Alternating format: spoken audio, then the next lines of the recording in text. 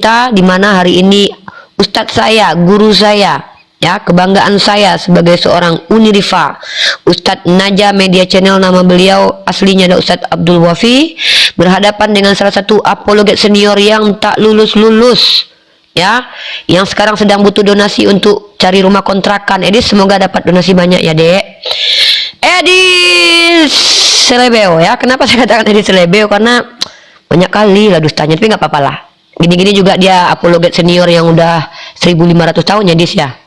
Nggak tobat-tobat. Baik, Edis, semoga sehat selalu. Maaf bercanda-bercanda, saya biasa ini dengan Edis, di mukanya aja lucu, jadi saya biasa bercanda dengan Edis. Ustadz Wafi, siapa dulu yang kira-kira ingin menyampaikan argumennya selama 5 menit ke depan, tidak diganggu, dan saya pun akan berdiam diri di sini? Saya dulu. Edis atau Ustadz Wafi? Saya dulu. Baik, Edis menyimak, kuping sehat. Edis, kuping sehat ya, dengarkan Ustadz Wafi, fokus. Sorry, sebentar, ya? saya interupsi. Baik. Ini bisa waktu dari TikTok langsung? Oke. Bisa. Bisa kita PK dulu ya, saya match dulu ya.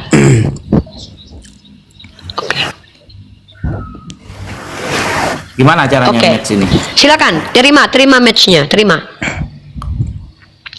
Dimulai dari sekarang, Edis diam, jangan memotong. Kalau memotong nanti di waktunya ditambahkan, Ustadz. Silakan, Ustadz. Oke. Bismillahirrahmanirrahim. Assalamualaikum warahmatullahi wabarakatuh. Alhamdulillah wassalatu wassalamu ala Rasulillah Sayyidina Muhammad ibn Abdillah wa ala alihi wa sahbihi wa man walah, amma ba'd. Sahabat muslimin yang dirahmati oleh Allah dimanapun kalian berada, dan teman-teman Kristen yang saya hormati semuanya. Di sini tema yang diajukan oleh Mas Edis dan sudah saya setujui adalah Tuhan. Spesifikasi Tuhan. Jadi begini teman-teman. Tuhan itu di dalam Islam, dalam bahasa Arabnya adalah ilahun. Lafal ilahun kemudian dikhususkan, didatangkan al-ta'rif. Di dalam Alfiyah Imam Ibnu Malik dikatakan al-harfu ta'rifin awil lamu faqat fanamatun arraftakul fihi namat. Itu ilmu nahwu sharaf, sehingga menjadi kata Allah yang kemudian menjadi ismun ma'budun bil haq, nama bagi sesuatu yang disembah secara benar. Tidak ada kemudian sesuatu yang bisa disembah kecuali hanya Allah Subhanahu wa ta'ala. Nah, Allah sebagai Tuhan umat Islam memiliki spesifikasi yang disampaikan dalam Al-Quran seperti satu, bahwa Allah itu laisa kamitslihi syai'. Yang namanya Tuhan tidak sama dengan apapun. Ketidaksamaan Tuhan ini kemudian dijelaskan ketika ada orang kafir, orang Yahudi bertanya kepada Nabi Muhammad, "Ya Muhammad, sif lana rabbak." Wahai Muhammad, tolong beritahu kami ciri-ciri Tuhan kamu seperti apa. Maka Allah menurunkan surah Al-Ikhlas. Qul, katakan wahai Muhammad, huwallahu ahad, Allah itu esa. Allahu somad, kita apapun yang kita inginkan semuanya kepada Allah. Allahu as-somad, memiliki sifat as-somad, bahwa Allah yang maha dibutuhkan daiman abadan, sampai kapanpun dan selamanya. Lam yalid walam yulad, Allah tidak beranak dan tidak diperanakkan. Maksud dari ayat ini membantah 3 agama sekaligus. 1, orang Yahudi yang mengatakan Uzair adalah ibnullah. 2, orang Nasrani yang mengatakan Isa adalah ibnullah. 3, orang musyrikinil Arab yang mengatakan bahwa Lata, Uzza, Manat dan malaikat adalah anak perempuan Allah. Itu dijelaskan oleh Al-Imam As-Sawi di dalam tafsiran surah Al-Ikhlas.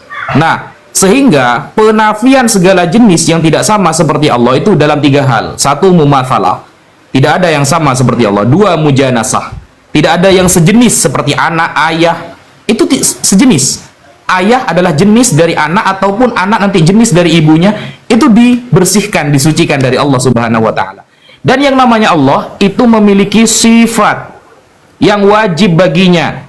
Yang namanya Allah itu qadir, maha mampu, menguasai. Yang namanya Allah itu iradah, maha berkehendak. Yang namanya Allah itu sami'an basira, maha mendengar lagi maha melihat, dan maha-maha yang lain sebagainya. Maka keyakinan umat Islam yang paling dasar adalah meyakini bahwa segala sifat kesempurnaan hanya dimiliki oleh Allah Subhanahu wa ta'ala, dan itu tidak terjadi kemudian kepada selain Allah. Jadi contoh, Allah menurunkan seorang nabi, seorang rasul untuk kita ikuti. yang bernama Nabi Muhammad sallallahu alaihi wasallam. Di dalam surah Al-Ahzab dikatakan, "Makana Muhammadun aba'a ahadir min rijalikum, walakin Rasulullah wa khataman nabiyyin." Nabi Muhammad adalah bukan ayah dari kalian, tapi dia adalah utusan Allah dan pemungkas para nabi, penutup para nabi. Sehingga berkali-kali Allah menarasikan Nabi Muhammad itu biasa-biasa saja. Innama ana basyarum mithlukum, aku sama manusia seperti kalian. Yuha ilayya, bedanya aku mendapatkan wahyu. Kata Allah Subhanahu wa taala yang dinarasikan dalam Al-Qur'an sebagai ucapan Nabi Muhammad sallallahu alaihi wasallam. Bedanya Nabi Muhammad mendapatkan wahyu, sehingga wajar ketika Nabi Muhammad banyak melakukan kekhilafan sebagai manusianya. Tetapi dalam hal syariat, maka wa ma yantiqu 'anil hawa in huwa illa wahyu yuha. Tidaklah kemudian yang disampaikan oleh Nabi Muhammad kecuali itu adalah wahyu dari Allah Subhanahu wa taala.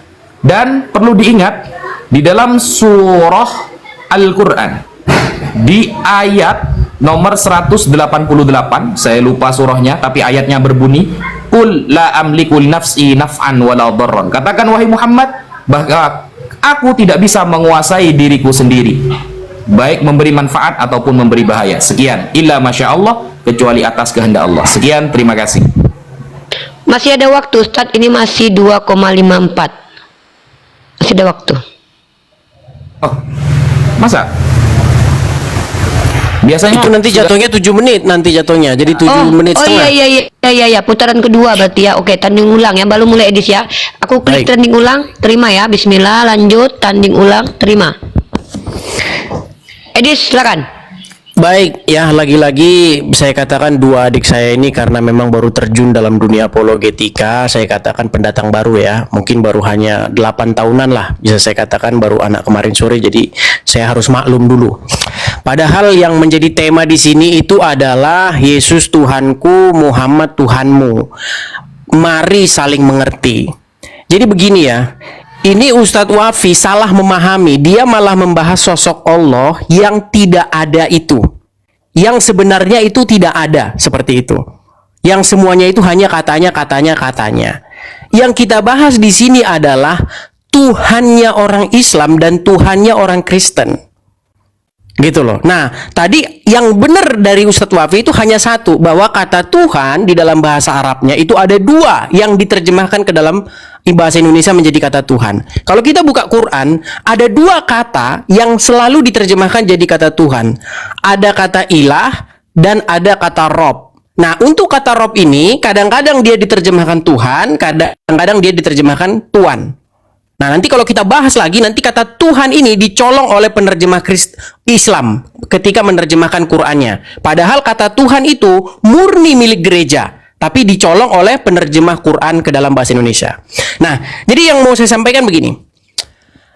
Ketika kita membaca Quran, maka kata ilah atau kata Tuhan itu sebenarnya adalah sesuatu atau seseorang atau apapun itu yang kepadanya kamu menaklukkan diri. Jadi ilah itu bisa apa saja. Hawa nafsu menurut surat Al-Jathiyah ayat 23 bisa jadi ilah. Uang, iblis, manusia bahkan bisa jadi ilah. Ketika kamu menempatkan diri kamu seolah-olah kamu dikendalikan oleh dia tanpa kamu bisa membantahnya. Nah, saya tidak ngomong kosong ya. Ada sekitar 7 orang, 4 orang diantaranya betul-betul seorang ustadz yang mengakui bahwa Muhammad itu adalah Rob. Bahkan seorang Rifa pun dia mengakui bahwa Muhammad itu adalah Rob. Kebetulan orangnya ada di sini. Ya, waktu itu saya pernah berdebat dengan Rifa. Rifa, apakah Muhammad itu adalah Rob? Dia jawab betul. Bisa Muhammad itu dikatakan Rob. Dan arti terjemahan dari Rob adalah Tuhan. Nah, saya paham yang dimaksudkan Rifa. Arti Rob di situ adalah Muhammad seseorang yang mengatur dan mengendalikan umat Islam. Yang kepadanya umat Islam harus sami'na wa ta'na. Ya, saya akan inikan sebentar biar saya tidak dibilang fitnah. Mengatakan tentang kata Rob tadi kita sudah bahas dengan Ustaz Alif bahwa kata Rob itu sama. Saya juga menjadikan orang tua saya sebagai Rob. Rob bayani sohiro. Ya, kalau Nabi Muhammad itu Rob, betul. Ya, kalau Muhammad itu Rob, betul katanya. Makanya di sini kita saling menghargai. Jadi sebenarnya kita sudah ketemu ya, karena memang adik-adik saya, Rifa dan Wafi ini memang baru kemarin sore ya, baru juga belajar agama Islam kalau dibandingkan dengan saya. Jadi saya ingin mengatakan begini, dari debat Islam dan Kristen yang panjang lebar itu, memang sudah ketemu jawabannya. Bahwa ini kesimpulan kita. Yesus Tuhanku, Muhammad Tuhanmu.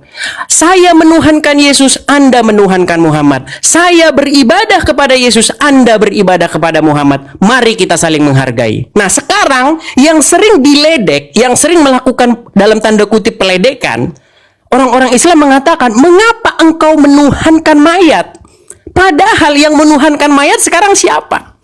Yesus bukan mayat. Orang Kristen tidak ada yang percaya bahwa Yesus hari ini masih mayat di kuburan. Tidak ada. Yesus naik ke surga. Dia mengalahkan maut. Itulah kenapa kami tidak menuhankan mayat di dalam kubur. Lalu siapakah yang menjadikan mayat di dalam kubur sebagai robnya? Tentu saja, mohon maaf, Rifa dan Wafi. Ya, Rifa dan Wafi telah menjadikan seorang, mohon maaf, yang telah meninggal menuhankan orang mati. Makanya perbedaan kita cuma di situ sebenarnya. Anda menuhankan manusia Muhammad, saya menuhankan Yesus, manusia Yesus. Tapi bedanya Yesus naik ke surga, sedangkan Muhammad meninggal di pemakaman. Nah, jadi sekarang yang ingin saya katakan, marilah kita saling mengerti perbedaan kita itu. Kalau seperti itu damai kita, ya kan? Menjalankan Anda memuji Tuhan Anda dengan mengatakan ya Rasul, ya Muhammadku, Muhammadku, dengarlah seruanku. Ya biarlah kau menyembah Muhammad, kami menyembah Yesus kami. Seperti itu. Jadi itulah indahnya perbedaan kita. Jadi supaya kita masih ada 16 detik. Jadi itulah perbedaan kita supaya kita sama-sama memahami. Ini khusus orang-orang yang dalam saja. Untuk Pak Wira, salam kalau Pak Wira nonton. Pak Wira juga mengakui bahwa Muhammad itu adalah Rob. Terima kasih. Terima kasih. Silakan. Baik, Edis Bulu Kesuntur ya, yang sudah tua sekali ya, memang di atas kami umurnya Edis ini ya, memang terlihat tua memang ya. Sayang ya, itu dia ya. Kami memang adik-adiknya Edis, karena kami terlalu muda sebenarnya, tapi nggak apa-apa. Edis, kita kasih ke Ustadz Wafi untuk menjawab dan mereaksi. Tapi di sini poinnya kita sudah dapat. Edis, terima kasih telah mengakui bahwa Nabi Muhammad dengan Yesus itu setara ya.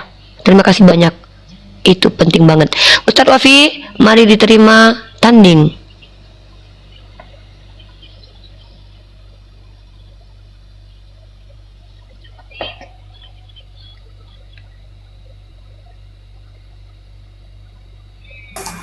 Ya, tadi Mas Edis mengatakan bahwa saya adalah anak yang kemarin sore yang baru berapologet, sehingga mungkin dia sudah merasa senior daripada saya. Padahal setiap sesuatu yang terupdate itu adalah terbaik. HP saja, setiap sesuatu yang terupdate pasti terbaik. Al-Quran saja yang kita ikuti adalah yang nasikh, bukan yang mansukh. Kemudian dan lain sebagainya. Perjanjian saja yang dipakai perjanjian baru, bukan perjanjian lama. Jadi seharusnya saya yang terupdate hidup di dunia, bukan malah ikut yang tua seperti Mas Edis. Aham. Mungkin itu dulu sarkas dari saya. Nah, sebelum saya akan memulai apa yang ingin saya sampaikan. Jadi begini ya. Dan ini perlu diketahui teman-teman. Mas Edis ngechat pribadi, DM pribadi ke saya itu temanya Tuhan. Bukan Nabi Muhammad sebagai Tuhan Islam, tidak. Tuhan gitu saja. Maka saya memahami bahwa yang dimaksud adalah tentang spesifikasi atau mengenai ketuhanan. Maka jelas umat Islam menjelaskan Allah lah Tuhan dan Nabi Muhammad utusannya. Dan itu dikonfirmasi oleh Yesus di dalam Yohanes. Tidaklah yang mengutus lebih baik dan yang diutus lebih baik daripada dia yang mengutus. Jadi antara utusan dengan sang pengutus, jauh lebih baik sang pengutus, Allah yang mengutus Nabi Muhammad, dan itu dikonfirmasi dalam Yohanes 13 nomor 16, saudara. Nah, kemudian kalau Anda masih beriman kepada hal-hal yang dulu ya, Anda akan mengatakan saya ini sudah mungkin ratusan tahun dan saya Wafi dan Uni Rifa itu hanya baru saja berapologet. Kalau Anda merasa seperti itu, berarti seharusnya Anda fokus kepada perjanjian lama. Bagaimana bunyi di dalam perjanjian lama, Mas Edis? Hosea 11 nomor 9, Mas Edis. Saya bacakan ya. Hosea 11 nomor 9. Aku tidak akan melaksanakan murkaku yang menyala-nyala itu, tidak akan membinasakan Efraim kembali, sebab aku ini Allah dan bukan manusia, saudara. Aku ini Allah dan bukan manusia. Hosea mengatakan seperti itu. Yang kudus di tengah-tengahmu, dan aku tidak datang untuk menghanguskan. Jadi ketika kemudian ada narasi-narasi yang terupdate di dalam perjanjian baru, atau bahkan nanti akan dikatakan perjanjian modern, saudara, maka ingatlah bahwa dulu Allah telah mengatakan dia bukan manusia, selamanya dia tidak akan menjadi manusia. Ketika kemudian perjanjian baru mengatakan ternyata dia jadi manusia, ini saya tanya, Mas Edis atau Allah yang tidak konsisten? Itu akan dijawab oleh Mas Edis sendiri. Sehingga apakah saya bisa mengatakan bahwa Tuhan dalam perjanjian lama berbeda dengan Tuhan yang perjanjian baru?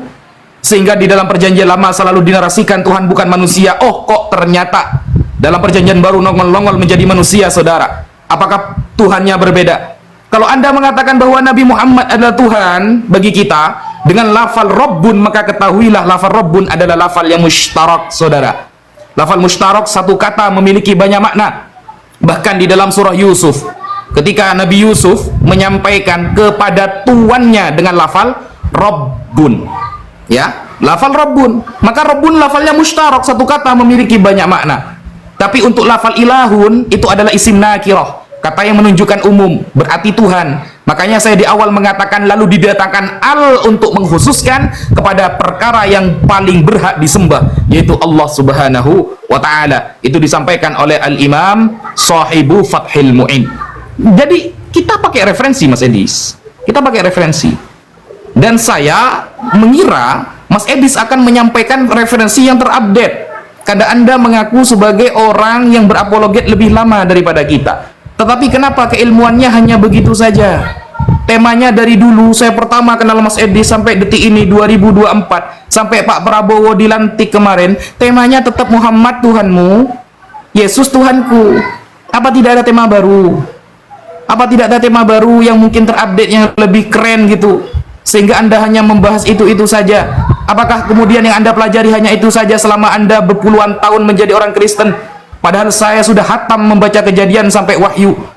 Apakah kemudian Anda hanya bisa membawakan itu nanti di akhirat, bertemu dengan Yesus, bahwa yang saya bawa untuk membela engkau hanya temanya Muhammad Nabi Islam dan engkau adalah Tuhanku? Apa kira-kira Yesus tidak bosan mendengarkan alasan itu nanti di akhirat? Emangnya gak ada yang baru gitu?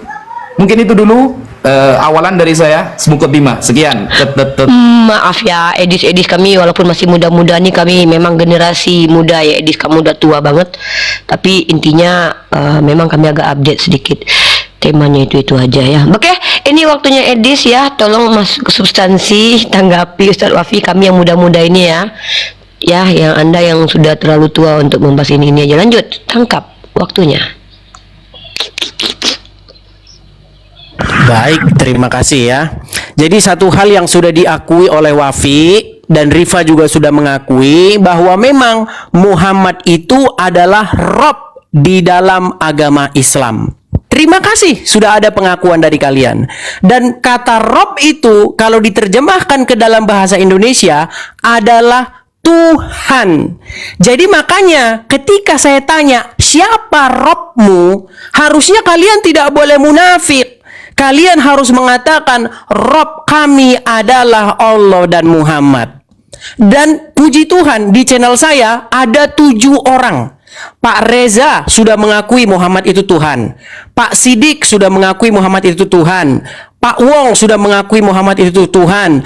Asmadi Munte, seorang ustadz, sudah mengakui itu Tuhan. Bahkan seorang ulama ustadz yang dari Aceh namanya Pak Wira sudah mengakui bahwa Muhammad itu adalah Tuhan. Sudah banyak. Setidak-tidaknya ada 7 orang muslim yang mengakui, termasuk Rifa dan Wafi hari ini sudah mengakui bahwa Muhammad itu adalah Tuhan. Yang bahasa Arabnya Tuhan itu adalah Rob.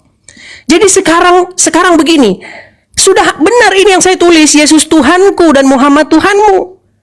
Makanya kita harus saling mengerti. Jadi sekarang sebenarnya Pak Ustadz, lalu siapakah yang Tuhannya adalah seorang mayat? Tentu saja kalian.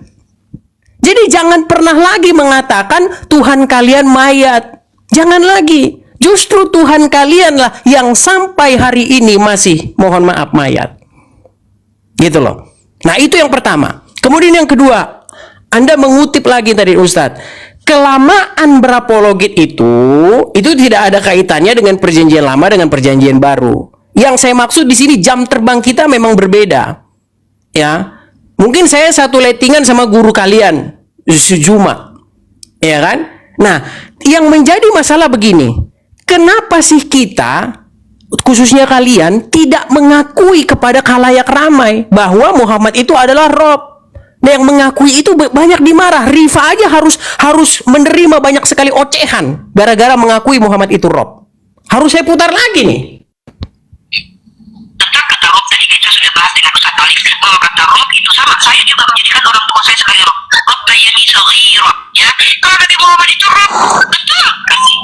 Oh, kalau Muhammad itu Rob, betul. Jadi artinya Muhammad juga Rob, Muhammad juga Tuhan kalian.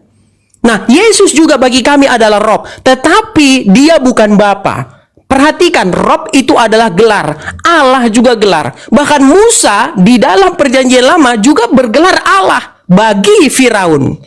Jadi kalau kata-kata Allah bukanlah manusia, kata Allah di situ merujuk kepada Bapa. Ya, kata Allah di situ tidak merujuk kepada Yesus. Makanya bedakan. Hari ini saya mau makan sama presiden. Presiden ini siapa? Siapa dulu presiden ini? Sama seperti kata Allah itu siapa dulu di situ? Tuhan itu siapa dulu? Karena semuanya itu merupakan gelar. Nah, kata ilah. Tadi Ustadz Wafi sudah mengakui bahwa Muhammad itu bisa dikatakan Rob. Dan sekarang hari ini Ustadz Wafi harus mengakui juga bahwa Muhammad itu adalah ilah dalam pengertian yang sesuai dengan kaidah bahasa Arab. Di dalam surat Al-Jathiyah ayat yang ke-23 dikatakan, mereka menjadikan hawa nafsunya sebagai ilahnya. Berarti apapun bisa dijadikan ilah. Uang, istri, hawa nafsu, syaiton bisa dijadikan ilah jika Anda menempatkan diri Anda, menaklukkan diri Anda kepadanya. Seseorang yang menaklukkan dirinya kepada hawa nafsunya, mengikuti perintah hawa nafsunya, taat, patuh, tunduk kepada hawa nafsunya, maka hawa nafsunya itu menjadi ilah bagi dia. Begitu juga Muhammad. Seorang muslim harus menaklukkan diri kepada Muhammad. Mustahil seorang muslim bisa menjadi muslim tanpa menaklukkan diri kepada Muhammad, tanpa taat, patuh, tunduk kepada Muhammad. Karena itulah yang diperintahkan Allah untuk Anda menaklukkan diri Anda kepada Muhammad. Jadi seorang muslim wajib menaklukkan dirinya, taat, patuh, tunduk, mendengar segala perintah kepada dua oknum, yaitu Allah dan Muhammad. Makanya saya katakan, ilah kalian adalah Allah dan Muhammad. Ya? Bukan berarti Allah itu adalah Muhammad, bukan berarti begitu. Tapi kesejajaran atau kedudukan Muhammad itu juga berstatus ilah. Karena kepadanya kalian harus taat, tunduk, patuh, sami'na wa ta'na. Kami mendengar, kami taat. Tidak boleh seorang muslim itu membantah Muhammad. Itulah makanya kedudukan Muhammad itu ilah di dalam agama 3, Islam. 2, 1. Silakan. Terima kasih. Waktu habis ya. Ini orang nggak bisa bedain antara yang diibadahi dengannya. Oh ya, sorry, maaf kedengaran ya, maaf. Kita lanjut ke Ustadz Wafi ya. Ustadz Wafi, poin dari Edis adalah Nabi Muhammad adalah Tuhannya umat Islam. Silakan Ustadz Wafi. Oke.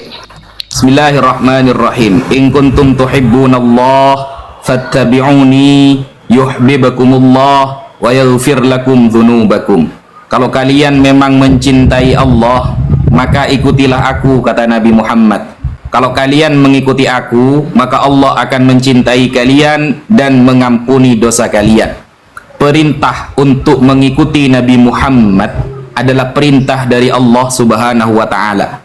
Ketika perintah itu dipasrahkan oleh Allah kepada Nabi Muhammad, lalu Mas Edis mengklaim Nabi Muhammad adalah seorang Tuhan dan dikait-kaitkan dengan surah Al-Jathiyah nomor 23 ayat ke-23. Saya bacakan ayatnya.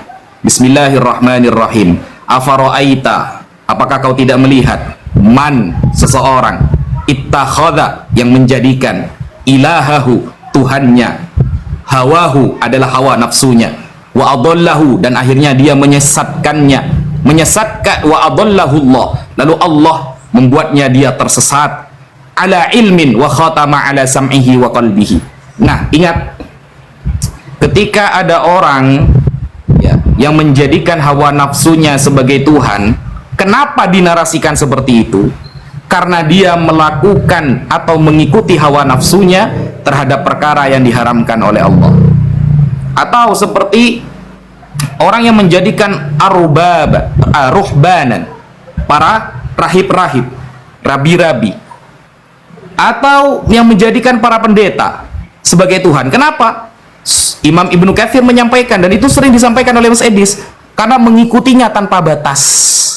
Berarti aturan Allah dilanggar, lalu mereka melakukan keharaman. Itulah sehingga mereka dinarasikan menuhankan hawa nafsu dan menuhankan pendeta ataupun para rabi. Pertanyaan saya, pernahkah kita mengikuti keharaman yang disampaikan oleh Nabi Muhammad?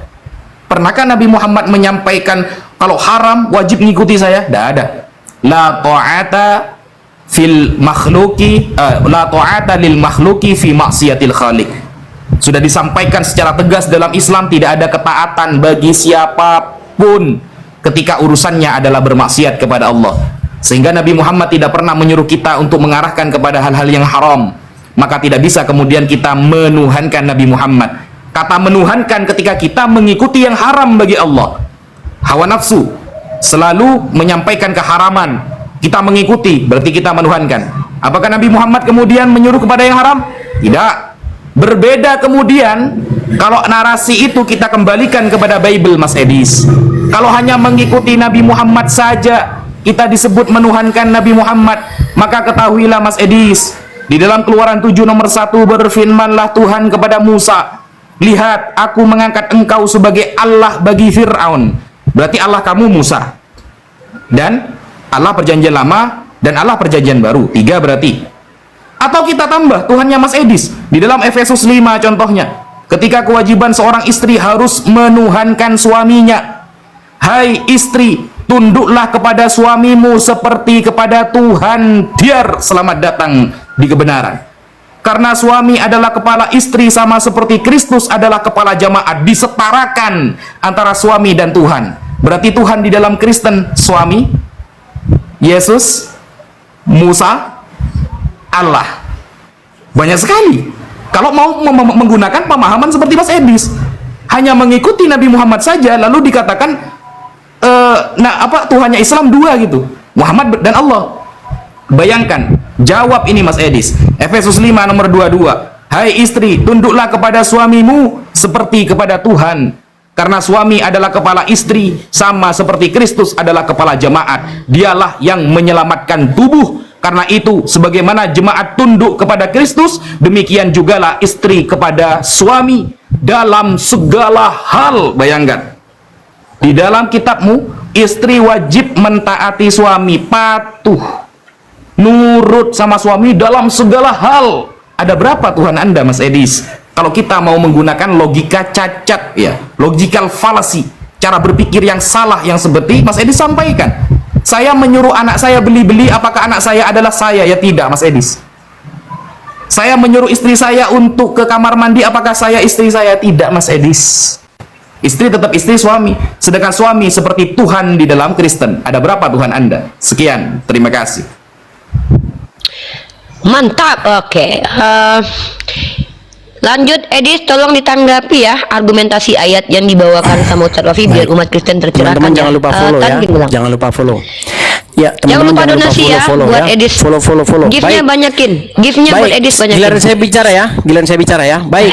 Jadi Wafi tadi sudah sedikit menangkap ya.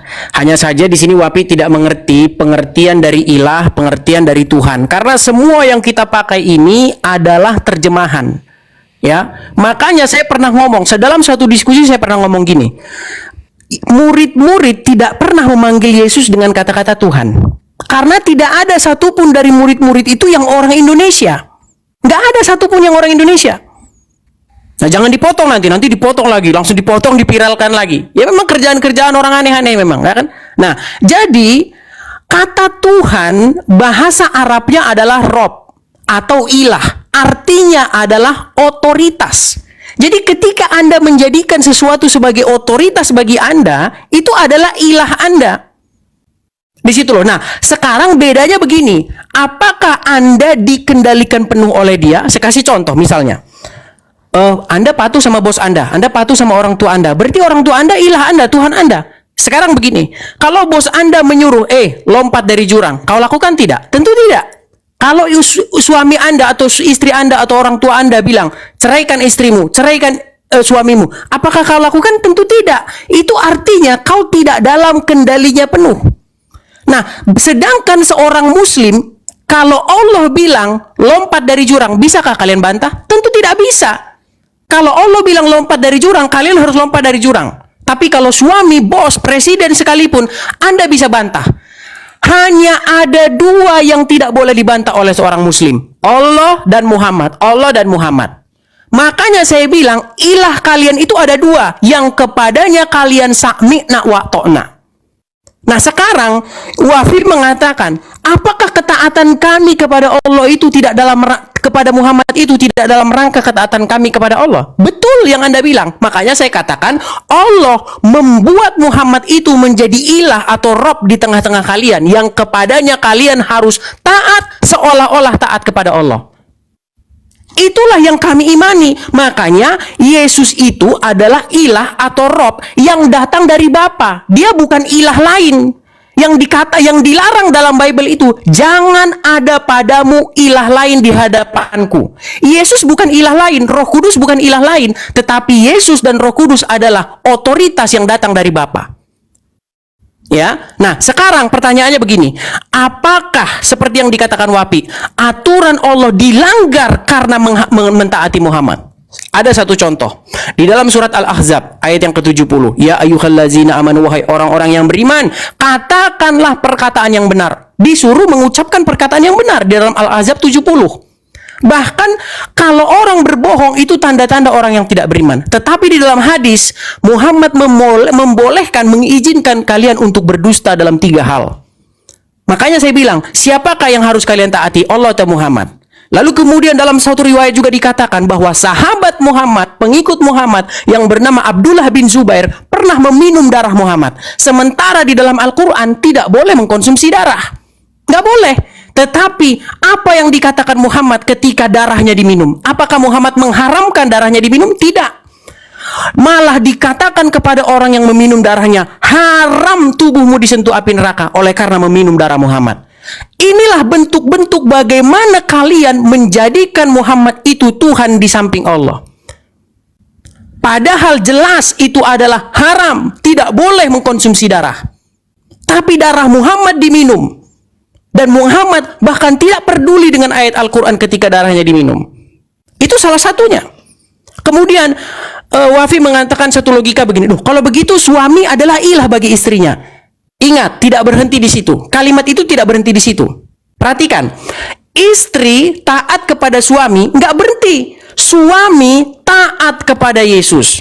Jadi, istri harus taat kepada suami, tapi suami harus taat kepada Yesus. Makanya, suami yang tidak taat kepada Yesus tidak perlu ditaati. Nah, sekarang yang jadi masalah begini. Toh, ujung-ujungnya muaranya itu adalah kepada Bapa di sorga. Makanya Yesus dan Roh Kudus bukanlah ilah lain, tetapi adalah Tuhan atau otoritas atau ilah atau Tuhan yang datang daripada Bapa di sorga. Nah sekarang yang jadi masalah, kita harus sama-sama mengakui nih, Yesus Tuhanku, Muhammad Tuhanku. 5, Hanya 4, saja 3, Muhammad adalah 2, Tuhan yang di luar 1. bangsa Israel. Seperti itu. Silakan. Oke, terima kasih Edis. Tolong donasinya buat Edis ya, karena dia lagi cari kontrakan, teman-teman ya, bantu ya. Oke, lanjut, ditangkap waktunya Ustadz Wafi, silakan. Oke, bismillahirrahmanirrahim. Kullu ma atakumur rasulu fakhudhuh wa ma nahakum anhu fantahu. Apa yang dibawa oleh Nabi Muhammad maka ambillah, ikutilah, dan apa yang dilarang maka jauhilah. Ingat, Al-Quran diturunkan oleh Allah kepada Nabi Muhammad, yang menjelaskan malaikat Jibril kepada Nabi Muhammad. Maka Nabi Muhammad yang paling paham Al-Quran, bukan Mas Edis. Saya kira Mas Edis akan menyampaikan bahasa Ibrani atau Yunani, lalu referensi yang kuat. Ternyata hanya main di terjemahan kata saja.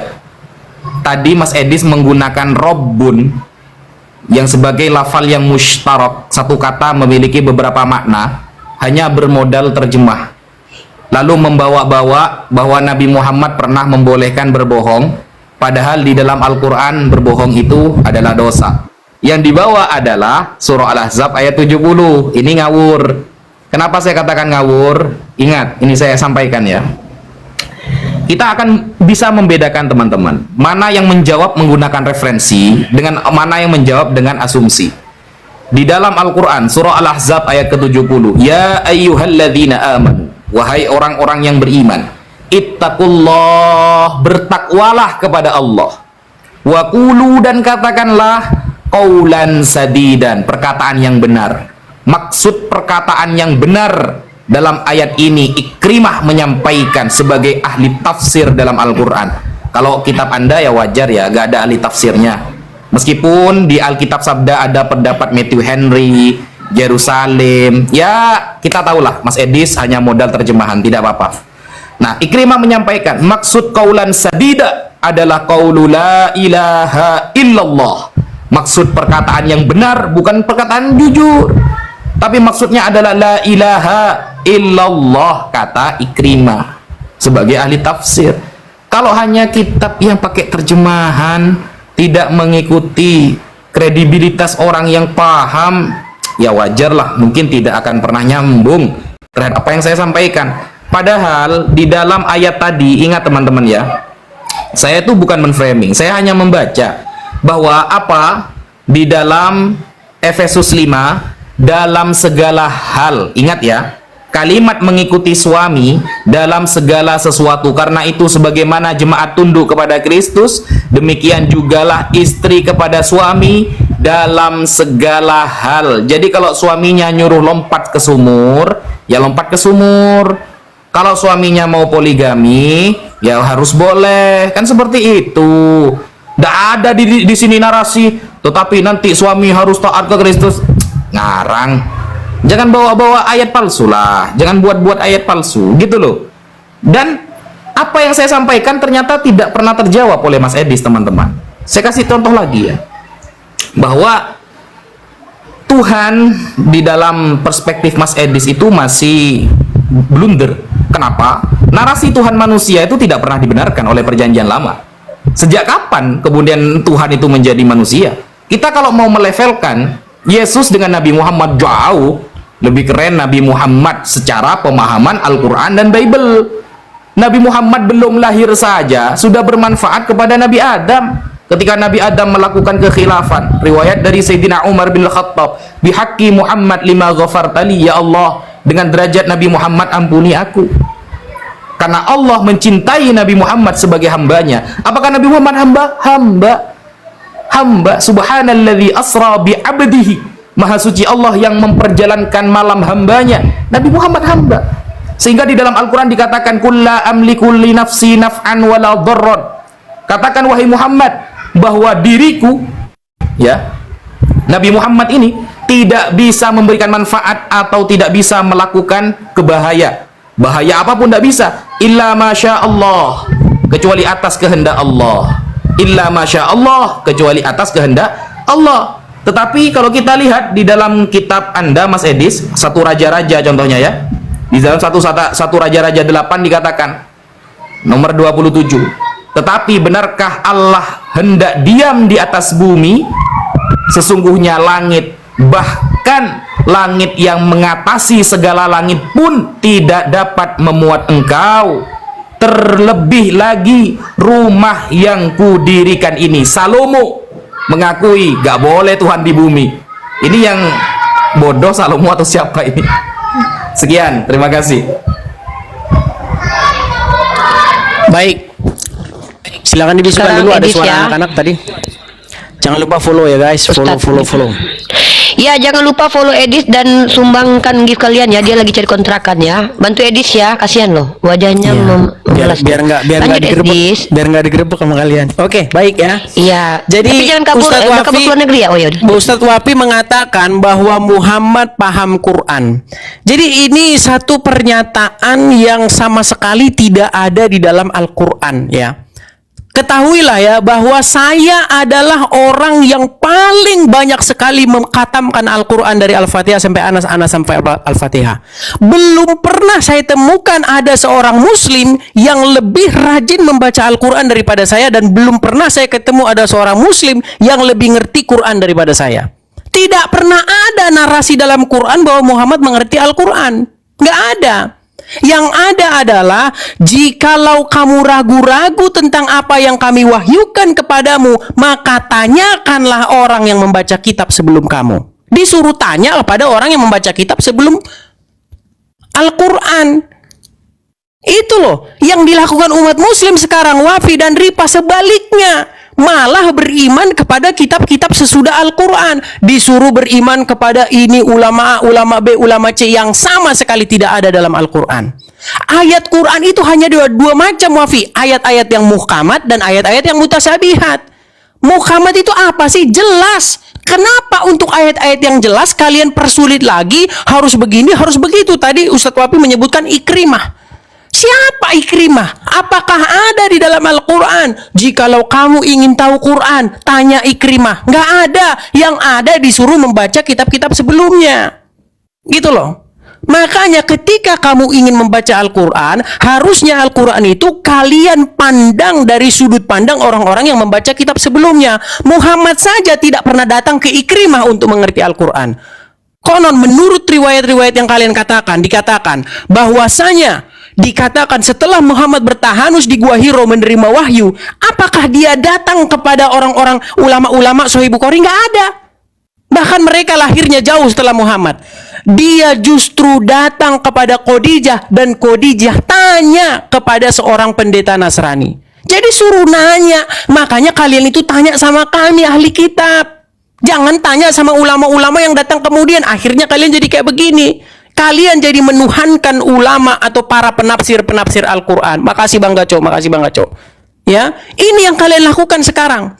Kalian menuhankan para ulama. Kalian tidak boleh memiliki pikiran lain kecuali yang sudah ditetapkan oleh ulama. Kalau kalian beda pandangan kalian tentang Al-Quran sesuai ulama A, ulama B, maka kalian sesat. Tidak ada. Itulah yang menyebabkan kalian sampai sekarang tidak pernah berkembang memahami Al-Quran. Karena kalian sudah didoktrin, pikiran kalian memahami Al-Quran harus sesuai dengan ulama ini, harus sesuai dengan ulama itu, tidak boleh berbeda. Itu kalian tidak tahu, kalian sudah dibuat menjadi katak dalam tempurung ketika memahami Al-Quran. Kalian tidak boleh beda dari pandangan-pandangan orang-orang yang sudah membaca kitab sebelumnya. Ulama kalian. Terima kasih Bang Gaco, makasih Bang Gaco, makasih Bang Gaco. Nih, terus tadi dia katakan, lalu bagaimana tentang Muhammad? Apakah Muhammad itu?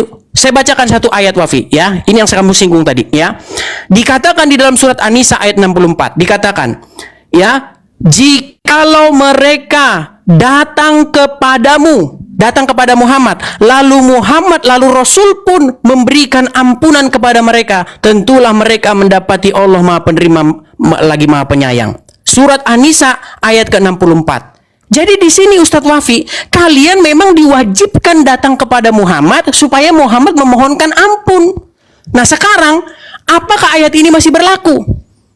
Nah, ketika saya ngobrol-ngobrol dengan orang-orang muslim, saya tanya, ya, pernah satu orang masuk ke komal saya begini, kenapa kamu pergi berziarah ke makamnya Muhammad?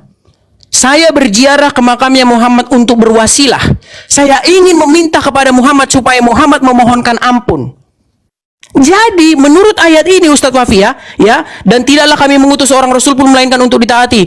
Lalu, jikalau mereka ketika menganiaya dirinya datang kepadamu, lalu memohonkan ampun kepada Allah, dan Rasul pun memohonkan ampun untuk mereka, maka niscaya mereka dapati bahwa Allah Maha Penerima Taubat, Maha Penyayang.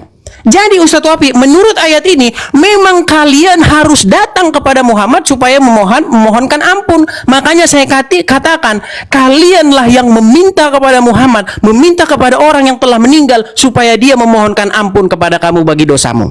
Sesuai dengan ayat ini, jika kamu yakini ayat ini masih berlaku. Makanya banyak orang yang berziarah ke makam Muhammad supaya meminta Muhammad supaya dia mengampuni dosa kalian. Nggak sempat waktu saya, mau saya jawab tadi. Silakan. Makasih Bang Gaco, makasih Bang Gaco. Ya, lanjut ya. Kasihan Edis butuh kontrakan teman-teman ya. Dikasih paus, kalau perlu kasih singa ya. Lanjut. karena dia butuh uang untuk kontrakannya. Ya, lanjut. Oke, bismillahirrahmanirrahim. Ini Mas Edis ini maksa banget sih. Mau mengatakan Nabi Muhammad itu Tuhannya umat Islam, maksa gitu loh. Lalu memperkosa banyak ayat Al-Quran lagi. Ikrimah, siapa Ikrimah itu? Muhammad kenapa kok disuruh datang ke Bukhari Muslim? Ya, Imam Bukhari Muslim jauh setelah Nabi Muhammad umurnya. Gimana sih? Kenapa kok malah datang ke Waraqah bin Naufal? Ini gimana sih? Kalau seharusnya Anda berdalil itu, Anda harus ikut Waraqah bin Naufal. Waraqah bin Naufal itu mengatakan apa? Andaikan aku diberikan umur panjang oleh Allah, aku akan membela agama Muhammad. Bayangkan. Dan Waraqah bin Naufal mengakui bahwa yang datang kepada Muhammad, namus, adalah sesuatu yang pernah datang kepada Musa. Namus dari kata Yunani nomos yang artinya aturan. Aturan yang kemudian datang dari Allah kepada Musa sama seperti yang datang kepada Muhammad. Diakui, ternyata Anda tidak beriman. Ahli kitab yang seperti itu yang keren. Kalau Anda bukan ahli kitab, Anda bahlul kitab, Mas Edis. Mohon maaf. Jadi begini Mas Edis, kalau cuma contoh kita harus ngikuti Nabi Muhammad saja itu dikatakan Tuhan. Lalu bagaimana istri yang disuruh mengikuti suaminya dalam segala hal? Ya, dalam segala hal Mas Edis itu belum Anda jawab loh. Kemudian saya kasih lagi di dalam Ulangan 17, saya baca ayatnya ya. Apabila suatu perkara terlalu sukar bagimu untuk diputuskan, misalnya bunuh-membunuh, tuntut-menuntut, atau luka-melukai, perkara pendakwahan di dalam tempatmu, maka haruslah engkau pergi menghadap ke tempat yang akan dipilih Tuhan.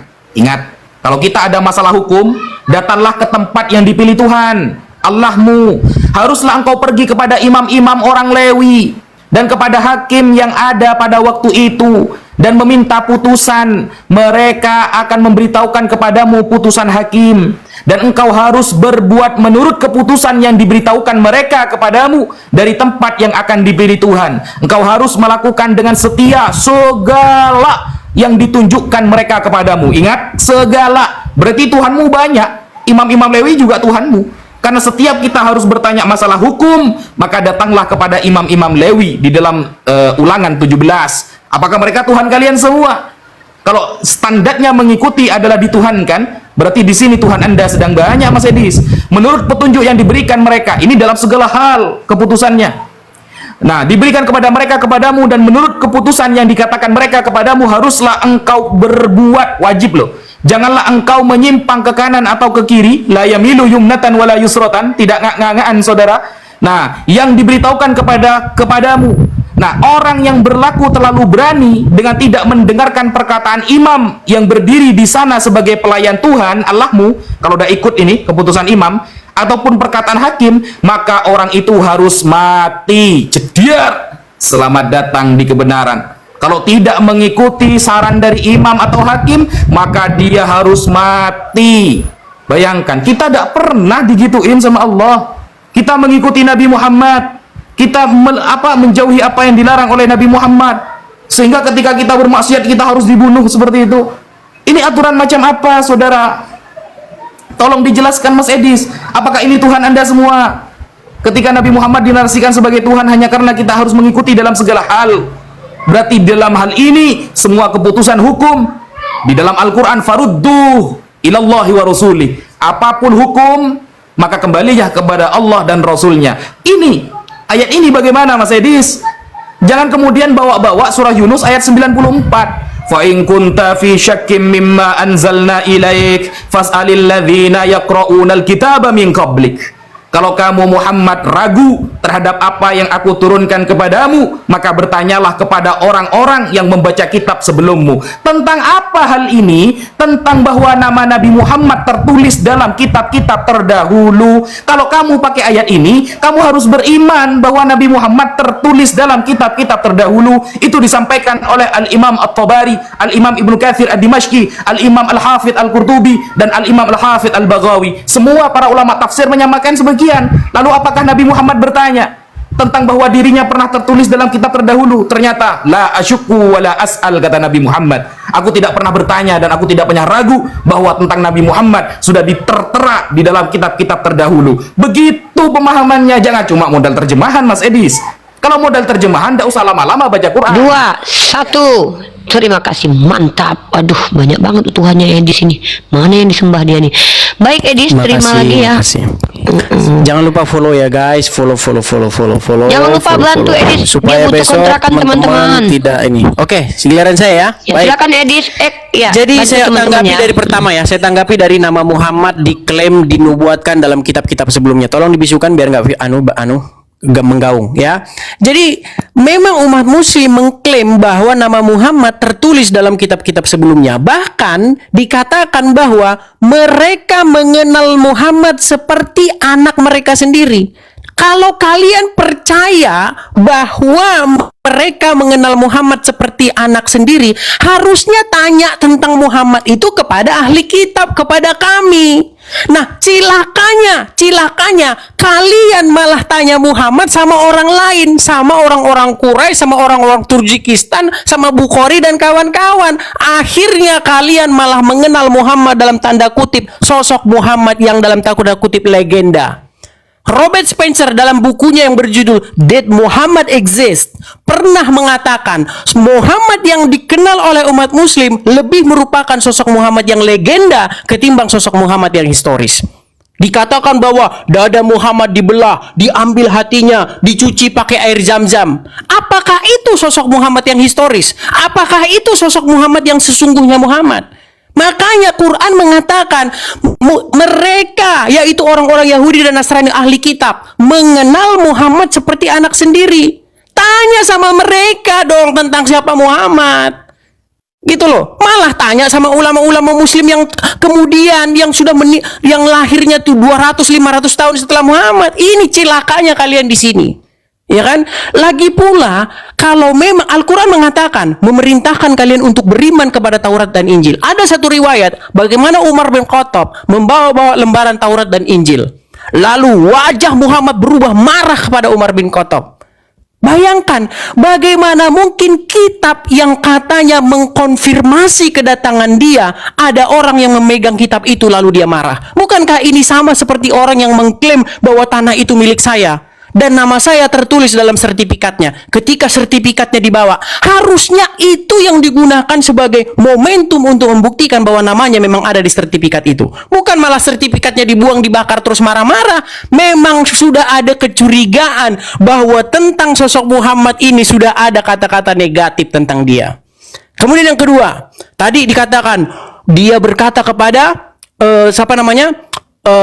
Waraqah bin Naufal dengan kata-kata namus, yang artinya namus itu adalah, aduh kenapa ini ada anu nih, bentar sorry ada